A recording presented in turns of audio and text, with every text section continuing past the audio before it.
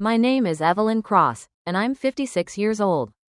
For nearly 2 decades, I was the lead systems architect at Stratosyn, a high-growth tech firm known for its real-time analytics platform used by global banks and Fortune 500s. Behind every performance milestone and product demo was my work, quiet, consistent, foundational. But in the end, I wasn't celebrated, I was erased. I joined Stratosyn when it was just 6 people crowded in a leaky co-working basement in Cleveland. I wrote the first iteration of their flagship product, PulseStream, while my newborn daughter slept across my chest.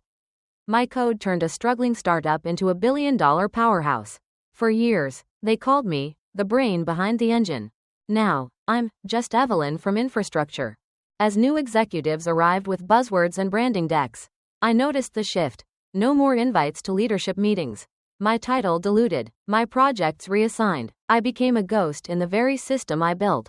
Then came the final insult, a restructuring meeting, where I was told I was no longer aligned with the company's future. But what they didn't know was this: I had built more than software. I had built leverage, and I wasn't walking away quietly. Evelyn had always shown up early. For 18 years, she arrived at Stratosyn's campus by 8:15 a.m. sharp, not because anyone asked her to, but because discipline was her armor. She had written thousands of lines of code before most employees had even clocked in. She'd debugged major system crashes over Thanksgiving dinners. Once, she'd finished a critical deployment patch from her mother's chemo ward. That's the kind of worker she was: silent, essential, invisible. But on a rainy Tuesday in March, all of that history was boiled down to a single calendar invite. Subject: restructure alignment, HR and executive sync. Time: 11:30 a.m. Attendees: Chad Walsh, CEO. Marla Finley, HR.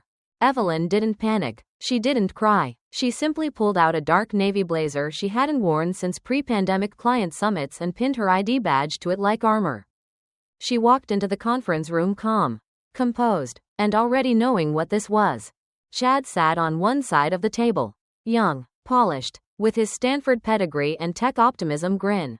Marla offered a professional nod and an envelope. Neither looked comfortable. Evelyn, Chad began, folding his hands. First, I want to acknowledge everything you've done for Stratosyn. Your contributions have been foundational. There it was, that word again, foundational, as in, thanks for the concrete, but we're moving the party upstairs now. But as we pivot toward a more agile, youth-forward leadership model, Chad continued. Evelyn raised one brow. Youth-forward? Chad smiled awkwardly. We're realigning some senior positions. Your role as principal architect is being sunset at the end of the month. Of course, there's a generous exit package. 6 months pay, 3 months of health coverage, career transition coaching, 18 years, reduced to a folder and a script. Evelyn didn't flinch. She nodded once, noted. But what Chad didn't know, what no one in that room knew, was that she had seen this coming. And she had already begun preparing for the day they'd try to make her disappear. It started 6 months earlier when Evelyn submitted a proposal for PulseStream Gen 3. A total rewrite of Stratosyn's data parsing engine. She had built the first version in 2007. Gen 3 was leaner, modular, and built for future AI integration. But the board declined her prototype request. No ROI in a rebuild, they said, so Evelyn built it anyway. Nights, weekends, on her personal machine, at her own expense. She didn't ask permission, she didn't need it, and that decision would change everything. The day after the restructuring meeting, she arrived at the office like always, but her keycard blinked red. Access denied. She stood motionless outside the R&D wing until a junior engineer buzzed her in. Avoiding eye contact, her nameplate was already gone. Her inbox had been purged from all engineering discussions. The company's Slack had spun off a new PulseStream X channel. She wasn't in it. That evening, she found a manila envelope on her desk. Inside, a revised NDA. A request to sign over any and all intellectual property, including conceptual frameworks, codebases, prototypes, and documentation developed during or adjacent to employment. They wanted her silence, her signature, her erasure. But what they didn't know was that every piece of PulseStream Gen 3 code lived in a private Git repository, timestamped, versioned, annotated, and linked to a provisional patent filed under her name, not the company's. Evelyn hadn't built a system. She'd built a bomb, quietly, legally, and with full documentation. That Friday, she walked past the auditorium and saw a slide projected during an investor dry run. The future of Pulse Stream, a Gen X reinvention. Underneath it, a quote from Leo Simmons, the 28-year-old engineer she had once mentored. "We've moved past legacy infrastructure. This is a fresh, in-house rebuild." She almost laughed. She had helped Leo fix his first memory leak. She had rewritten his flawed database call the night before his first live demo. And now he was on stage claiming her code as in-house work? That night, Evelyn sat in silence on her couch. No TV, just the hum of her air purifier and the soft glow of her laptop screen. On it, her Pulse Stream Gen 3 repo. The same system Leo and his team were preparing to launch. Except they had no idea the entire architecture was protected, patent pending and developed entirely outside company bounds. She wasn't powerless. She was holding the one thing they couldn't steal: ownership. By Monday, she retained Weller and Hughes, a boutique IP law firm in Boston. Amelia Hughes, the senior partner, reviewed her documentation and leaned back in her chair. "This," she said, "is airtight. You don't just have a claim, you have a missile." 2 weeks later, Evelyn finalized a licensing deal with Paradex Analytics, Stratosyn's fiercest competitor. By the time Chad was on stage smiling for Investor Day, Evelyn was sitting in a rooftop cafe with Paradex's CTO finalizing the announcement. She didn't raise her voice. She didn't warn anyone. She just pressed send, and within 30 minutes of Stratosyn's IPO presentation, her press release hit the wires. Dr. Evelyn Cross, original architect of Pulse Stream, signs exclusive licensing deal for Gen 3 framework with Paradex Analytics. The tech world exploded. By 8:35 a.m., Evelyn Cross's name was trending on tech Twitter. Tech Insider broke the story first, followed by Datatech Digest, The Verge, and Business Code. Each headline said the same thing in different words. Stratosyn's IPO shaken by IP dispute as former architect strikes deal with rival. Investors blinked, analysts gasped, and inside Stratosyn's headquarters, the panic was palpable. Evelyn wasn't there to witness it. She didn't need to be. She was in her brand new office at Paradex Analytics, seated across from the company's CTO, watching the headlines refresh in real time with a quiet kind of satisfaction. Not revenge, not smugness. Proof. Proof that she wasn't outdated. That she wasn't invisible. That what she built, what they tried to erase, was too integral to ignore. Her inbox exploded. Subject: urgent, your press release. Subject: please respond patent filing. Subject: let's talk. At 8:42 a.m., she received an email directly from Chad Walsh, the man who told her she was no longer aligned with the company's vision. "Evelyn, we're concerned there's been a misunderstanding around your patent filing and its overlap with Stratosyn's proprietary roadmap. I'd like to discuss this directly. Please give me a call at your earliest convenience." Chad. She didn't reply. Instead, she forwarded the email to Amelia Hughes, her IP attorney, with a short note: "Let them talk to you." By 9 a.m., 3 law firms were involved. By 9:20, Stratosyn's public relations team posted a bland statement acknowledging emerging IP complexities surrounding Pulse Stream's next-gen infrastructure. By 10 o'clock, Evelyn was live on the Technically Speaking podcast with journalist Lena Morales, one of the most respected voices in tech media. "Dr. Cross," Lena asked, "why now? Why not walk away quietly like they expected?" Evelyn leaned forward. Her voice was calm, but every syllable hit like a hammer. "Because they erased my name from the product I built. Because innovation without attribution is exploitation. And because the next generation deserves to see what it looks like when someone stands their ground." The clip went viral. By lunchtime, Evelyn's LinkedIn requests had jumped by 3.000. Her DMs were full of congratulations, questions, and shared stories from other engineers who had been sidelined, discredited, or cut out of their own work.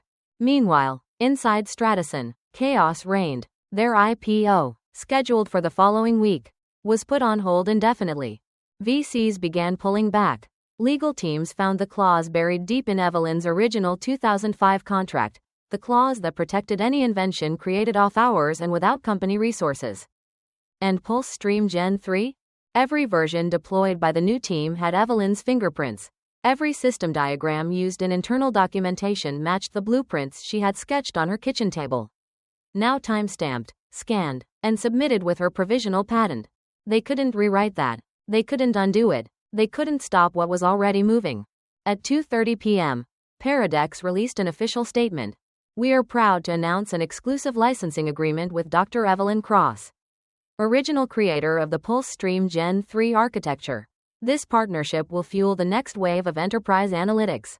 Within hours, 2 of Stratosyn's enterprise clients requested contract reviews. A third quietly opened discussions with Paradex. Internally, Stratosyn's Slack was on fire. Employees demanded answers. Junior engineers questioned the ethics of erasing Evelyn. Some even walked out in protest. One brave soul posted anonymously, Dr. Cross was the reason Pulse Stream existed in the first place. The way she was erased is exactly why we're losing trust. By end of day, Chad was in crisis meetings. Evelyn? She was eating dinner on a rooftop with her daughter, who had flown in from MIT after seeing her mom trending online. You really did it, her daughter said, eyes shining with pride. You didn't just survive, you made them remember. Evelyn smiled softly, squeezing her daughter's hand. No one erases a woman who documents everything. Evelyn never expected vindication to come so quietly. No fireworks, no grand speech, no parade of apologies. Just the soft click of her office door closing behind her as she returned to her new life. One where people looked her in the eye when she spoke. Where engineers asked questions and actually waited for the answers. Where her name was printed on the whiteboard, not erased from the slide deck. That silence was no longer suffocating. It was freedom. For the first time in decades, Evelyn didn't feel like she was racing to prove herself or defending her right to exist in a room full of younger, louder voices. She wasn't chasing relevance. She was standing inside it. And yet, she couldn't help but replay the moment that changed everything. Not the press release. Not the podcast. Not even the licensing deal. It was that email, the one from Chad. There seems to be a misunderstanding. The same man who had used her age as a weapon to justify her erasure, who called her role, legacy, as if it were a burden, was now begging for clarity. That was the turning point, not because of what he said, but because of what she didn't feel. She wasn't angry anymore, not because what they did wasn't wrong, it was, but because they had already lost something they didn't even understand the value of. They lost Evelyn's brilliance the moment they stopped listening.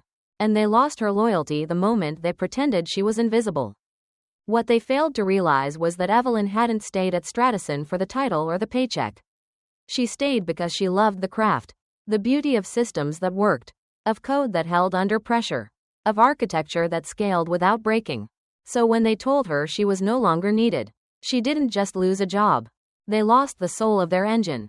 At Paradex, the air was different. Meetings were shorter, but smarter. Decisions were made based on insight, not ego. And when Evelyn spoke, the room listened, not because of her age or title, but because they knew what she had built. In her first month as chief technical advisor, she restructured the core development team's workflow, reduced their server costs by 17%, and laid the foundation for a next-gen predictive analytics model. And no one tried to steal credit. One afternoon, a junior engineer named Lila approached her after a sprint review. You said something last week, Lila said, about how code is only elegant if it protects itself from misuse. Evelyn nodded. Well, Lila continued, I realized that applies to more than code. Evelyn smiled. Exactly. It wasn't just her work life that changed. She started sleeping through the night, eating without checking her email, calling her daughter in the middle of the day, just because. She took a vacation for the first time in years. No laptop, no guilt. And in those quiet hours, she realized something startling. She had spent her whole career believing her worth had to be proven over and over again. Every year, she wrote more code, fixed more bugs, stayed longer hours, as if she were constantly on the verge of being replaced. But now, she knew better. They hadn't erased her because she wasn't valuable. They erased her because she was irreplaceable. And that scared them. And when that fear turned to silence, she turned it into strategy. One day, an envelope arrived at her office. Inside, a handwritten note from a woman in her early 30s who had just filed her first patent. Your story gave me the courage to say no, to ask for credit, to stop apologizing for knowing more than my boss. Evelyn read it twice. Then she pinned it to her wall. Not for praise, but as proof. Proof that she had done more than win a legal battle. She had sparked a quiet movement. Back at Stratosyn, the fallout was still rippling. 3 executives had stepped down. Clients had demanded transparency. The board had issued a new directive on innovation recognition. But Evelyn wasn't watching. She didn't care who took the fall. She only cared that someone finally learned the lesson. She hadn't destroyed anything. She had built something stronger, in plain sight, and when they pretended it didn't exist. She took it with her. Now, the industry knew her name. And better yet, so did the next generation. Evelyn's second act didn't begin with a standing ovation. It began with a question. She was sitting across from Paradex's executive board during a quarterly strategy summit when the CEO, Marin Ellis, looked directly at her and asked, "Evelyn, if you had a blank slate, no politics, no legacy systems, no constraints, what would you build?" The room fell silent, not because it was an unexpected question, but because everyone wanted to hear her answer. Evelyn paused. She took a sip of water, placed her hands on the table, and said softly, "I'd build a system that doesn't just process data, but understands it. A framework that adapts without overhauls. That protects the architect's intent, even long after they've left the room." Marin smiled. "Then let's build it." That was the moment Evelyn realized she wasn't just a respected voice at Paradex. She was a founder of its future. Within weeks, the project had a name, Athena Grid. It wasn't just a next-gen analytics platform, it was a philosophy. Designed from the ground up by Evelyn and a small team of engineers she handpicked. Athena Grid would merge the efficiency of real-time data pipelines with contextual AI learning. Where Pulse Stream was static, Athena Grid would be fluid. While Stratosyn tried to predict market shifts, Athena Grid would respond to them. She worked out of a private lab space on the top floor. Glass walls flooded with sunlight. Whiteboards scribbled with formulas, diagrams, and one sentence always centered at the top. Build with the assumption they'll try to erase you. Then make it impossible. Building something new wasn't easy. But it was joyful. There were no egos in the room. No one second-guessed her designs. No one questioned her hours. And most importantly, no one tried to take her credit. Every line of code, every architectural decision, every roadmap marker had her name embedded. And this time, it wasn't hidden in the system logs, it was written on the patent filing itself. One afternoon, after finalizing a crucial module, Evelyn stepped onto the terrace overlooking the city skyline. She hadn't seen the view like this before, not from above. Not from power. She pulled out her phone and messaged her daughter. "We're going live. V1 is launching in 3 months. Her daughter replied, "Legacy doesn't have to be silent anymore." Evelyn smiled. As Athena Grid neared launch, word began to spread. Journalists whispered about a cross-engineered framework being quietly developed at Paradex. Investors caught wind of the new IP filings. Former Stratosyn engineers began reaching out privately. Some offered to join. Others just said thank you. Evelyn hired 3 of them. Not out of pity, but because they had been silenced too. And now they deserved a seat at a real table. Together, they built a culture that valued 2 things above all else: integrity and memory. When someone contributed meaningfully to the codebase, their name was added to the wall in the lab, not as a formality, but as a public record of value. Evelyn didn't want followers, she wanted builders who knew their worth. Athena Grid launched 6 months ahead of schedule. Its rollout stunned the industry. Benchmarks outpaced Pulse Stream by 39%. System latency dropped to near zero. Client onboarding times fell from weeks to hours. And in every demo, Evelyn's name appeared first, not last. She was invited to keynote conferences, join advisory boards, and guest lecture at Stanford, the very school that once turned its nose up at older engineers stuck in procedural logic. Now they taught case studies about her. And when she was invited to deliver the opening speech at Tech Vantage 2026, Evelyn stood beneath a banner that read, "Code is a language, recognition is its syntax." She took a breath, looked out at the crowd, and began, "You can take my office. You can wipe my name from your slides. But you can't overwrite the truth. I didn't come back to prove I still had it. I came back to show you I never lost it." The applause didn't just echo, it resonated. Because the industry wasn't just listening anymore. It was changing. For the first time in years, Evelyn Cross no longer lived with the fear of being replaced. And ironically, it was in releasing that fear that she became truly irreplaceable. At Paradex, she wasn't a relic from the early internet days. She wasn't a legacy hire or stability lead. She was a visionary, someone whose mind was still building the future while others were chasing trends. But more than the accolades, it was the quiet changes inside her that marked the real transformation. In her early career, Evelyn had lived like she was on borrowed time. As one of the few women in enterprise systems architecture in the early 2000s, she felt like every mistake was magnified. Every win had to be 5 times louder to count. So she made herself perfect. Perfect code, perfect deadlines, perfect silence. She never asked for credit. She never pushed back. She told herself it was enough that the systems ran smoothly, that her work was its own reward. But now, decades later, Evelyn saw the cracks in that thinking. Her work had built empires, but her silence had allowed others to put their names on them. And she wasn't going to let that happen again, not to herself. And not to anyone under her leadership. At Paradex, she started something subtle, but powerful. After each completed sprint, she hosted a 10-minute recognition round. Not performative praise or buzzwordy feedback, but deliberate, specific credit given to the person who made something work. The person who rewrote the memory handler. The one who caught the failing edge case before the demo. The junior dev whose test script prevented a production disaster. It became a ritual, and eventually, a culture. And slowly, her team started walking taller. They spoke louder. They stopped prefacing ideas with, "This might be dumb but," because they were seen. Evelyn also learned to set boundaries she once believed she couldn't afford. She no longer responded to emails after 7 p.m.